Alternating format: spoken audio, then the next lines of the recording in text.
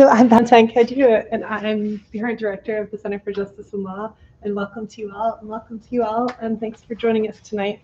I will actually just kick us off and say we're so excited to start the year. This is only our third day of classes, and we're also really excited that you're able to come back with me and join us. We've been talking about doing this event for the last year. We kind of got in touch, and we're on a 2-year theme of environmental justice. And we've been very influenced. We're really kind of focused a lot on agricultural justice. But a couple of years ago, we had a really interesting project where we took a mobility justice project, and we thought about a lot of the components of it and how they related to agricultural and food justice. And it has really got us we've been thinking for the whole year, how do we weave mobility justice into the rest of what we're doing? And so we're really excited to finally have that opportunity. And I want to start us with a brief land acknowledgement, because we're on land that is Anishinaabe and Dakota land.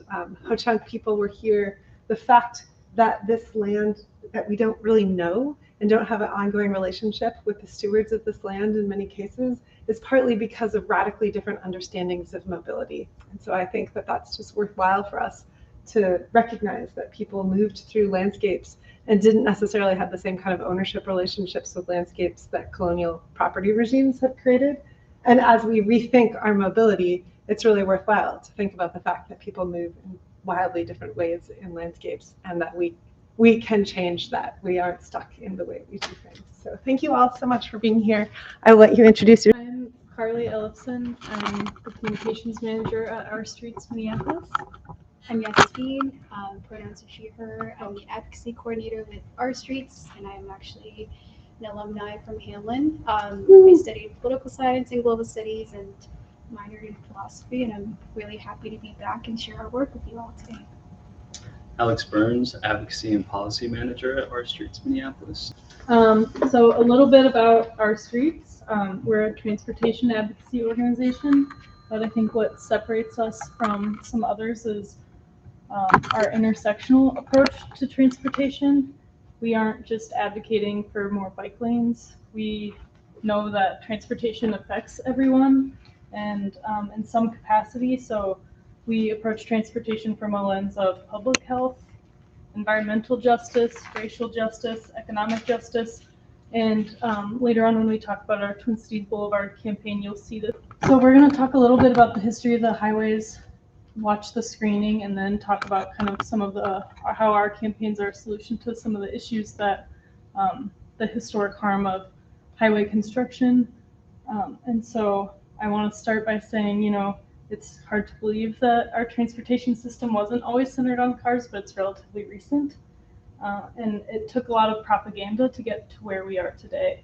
And so here on this slide, you can see it's actually pretty surprising that, reduced air pollution was promised, reduced traffic deaths, congestion, increased property values and investment. And this quote is pretty honestly damning. We know that you are reasonable people and understand that someone has to pay the price for progress, which was the highway commissioner to a Black congregation at Pilgrim Baptist Church.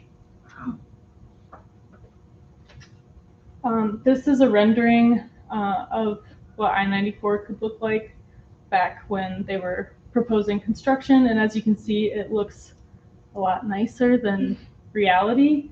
And so this is kind of some of the propaganda that was used to propose to people, hey, this is worth it. You'll get freedom and time from the highway. This is also pretty interesting. Freeways often enhance neighborhoods and land values. They remove congestion. They may separate industrial and residential areas. They preserve high-value downtown areas. So, and another example, some of the ways they kind of sold the highway to people. Traffic is like a broad, beautiful river. When it's kept within bounds, it provides the energy and power for the life of the city. And I don't know about you, but that's not really how I feel about the highway. Also called an aesthetic addition, which I also don't necessarily agree with. When the Federal Highway Act of 1956 was passed, state highway departments had a lot of convincing to do. And part of something that relates to that is redlining racial covenant in the deed of a house, basically saying, you know, only white people can live in this neighborhood. And actually a lot of the deeds to homes today still have racial covenants. There's actually a really cool State Fair art piece at the Fine Arts Building that I just saw, and it's a stack of racial art or racial covenants, and it's like taller than me. Very cool, very powerful. And if you're interested in learning more, there's a Mapping Prejudice project that does a lot of research about the racial covenants. But redlining and racial covenants worked in concert with each other, and with white violence and real estate steering to transform relatively mixed metro areas into really racially segregated cities by the end of the 1940s. And so from there you can see how the map, this map here,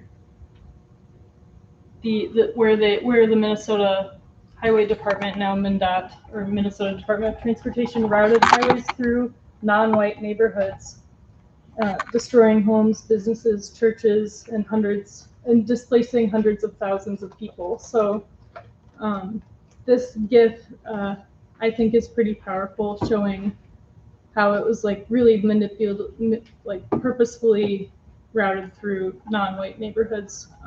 Next, I'll show some aerial photos of before and afters that I think are pretty powerful, just seeing the like kind of en masse land displacement and the amount of land a highway takes up. So this is Marion Park and Midway. Rondo, which was 80% of St. Paul's Black population. Cedar, Riverside, and Seward. And Cedar, Riverside, and Seward is unique because they also dealt with I-35W, so two highways. And something to note about the redlining and racial covenants, this is just one example of tracking 100 people that were in that block, but racial covenants depressed property values. And so when, you know, they routed the highways through these neighborhoods, the home value was lower, and people were left with not only the racial covenants that they were already dealing with, but low home value and very little options to relocate somewhere. So this is just one example of 100 people and where they ended up after being displaced because of the highway. 1 in 20 Minneapolis residents lost their home. So pretty powerful. I forget your name, but you referenced London. If we want to take a moment to talk about just at your tables, like how you get around and how you feel the freeways live up to or don't live up to their promises today. Carly kind of talked about there were a lot of promises and false promises that were made about, you know, constructing these highways and the benefits to these communities if they were to accept these highways. But we've now learned that these are all not true and that they're false, and actually highways continue to negatively impact a lot of the communities that live near this highway or are having to deal with the aftermath of highway being constructed through their neighborhoods. And so some of those like harmful conditions that they're living with is like continued disinvestment. A lot of them are seeing, you know, some of the like benefits that other countering neighborhoods could, you know, utilize or experience is not coming to their community, which is really devastating. And then living with continued air and noise pollution, which is due to all that traffic near their communities. There's some of the largest health disparities that these community members are experiencing, whether it's asthma and higher rates of hospitalization due to asthma, and stunted lung growth, dementia, lower life expectancy. And you also have divided communities that are severed because these highways had to be constructed through neighborhoods, and so people are divided because of these things. And then you have restricted mobility for people without cars. I know, like, you two are talking about some people can't afford to have a car and depend on transit, and so people that you know, have to deal with the aftermath of a highway being constructed in their community is not having access to transportation, climate change and extreme heat, traffic death and injuries. So these are just examples of the continued harms that people face that are living near these highways. And as we've seen in the news lately, I mean, we are dealing with, record temperatures and increasing climate crises due to different issues, and it's a matter of really taking action to be able to make sure that people are not continuing to suffer, and addressing some of these concerns, because the Paris Climate Agreement that happened back in 2015 is not meeting these demands, and the mitigation efforts that have been put in place are not working, and so we need to take action. What we know is that transportation is Minnesota's biggest greenhouse gas emission, and highways are at the center of that. And that means when you live in a community that was displaced and now near a highway, you're having some of these disparities and having to deal with the aftermath and the consequences of a highway being in your community. For example, Minneapolis neighborhoods that were redlined are almost 11 degrees warmer than neighborhoods that had racial covenants, and so it's disproportionately impacting certain groups and certain demographics, and that is very intentional. You have some of the worst air quality, for folks that are living near I-94 compared to other areas and what is deemed healthy by the Minnesota Pollution Control Agency. And that leads to asthma and other health problems. And as you can see in the graphic here, there's a disproportionate impact for folks that are living near the highway and higher rates of hospitalization due to proximity to the highway. And we know that oftentimes, folks that are impacted and that are living near these highways are people that are in poverty. And so you can tell, you can see that the median household income decreases as you get close to the project corridor, the I-94 highway, compared to other neighborhoods and other surrounding communities. And we know that people that are disproportionately impacted are people that identify as a person of color, which again is intentional and is very harmful.